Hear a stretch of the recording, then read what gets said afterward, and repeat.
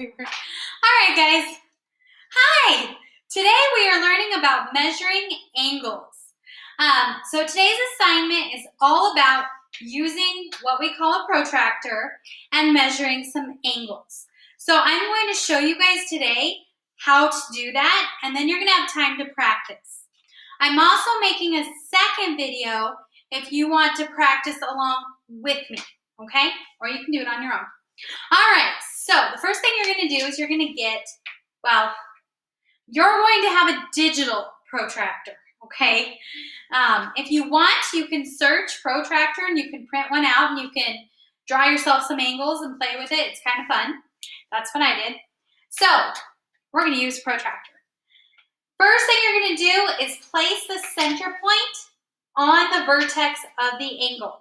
Remember, a vertex is the center point of your angle, okay? So I took a hole punch so I could see. So I'm just going to put it right on that center point, like so, okay? The second step is to align the 0 degree mark on the protractor with the ray, okay? So remember, a ray has one endpoint and one arrow. It takes two rays to make up one angle. So I probably should have just highlighted one ray, but here we have ray AB and ray BC, okay? So I'm going to line it up, and I'm going to make sure I'm looking at the 0. Now, a protractor has numbers on the bottom and numbers on the top. When I line it up, oh my gosh, the baby is moving the camera. Bradley, no. Let's find something else for you to play with. Oh, goodness. Look it. Yay, it's your monster truck. Okay, sorry, guys. Okay. All right, so there's numbers on the bottom and the top, okay? So I lined it up with 0. If I line it up with the 0 on the top scale, then I'm only using the numbers on the top scale. That's very important.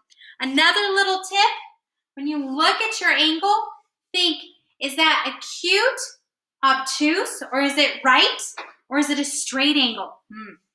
Okay, this one is acute. So I know my measurement has to be less than 90 degrees. So sticking it on there, and I lined it up, okay, with 0. Oh, my little helper is at it again. Okay, what else can we play with? Look. Say hi. Hi. Say, I'm the distraction right now. Look. Play with that. Okay. All right. Okay, step 3. Find where the ray intersects the same scale, okay? So, lining it up. So my 0 is on the scale with the top numbers. So my ray intersects it, that's at about 23 degrees. 23 degrees is where it's intersecting. Can you guys see that? I feel like I should bring you closer, but there's a giant pile of toys in the way. Okay, so step 4, read the angle measure on the scale. That's what I just did, 23 degrees. Most important step, does this measurement make sense?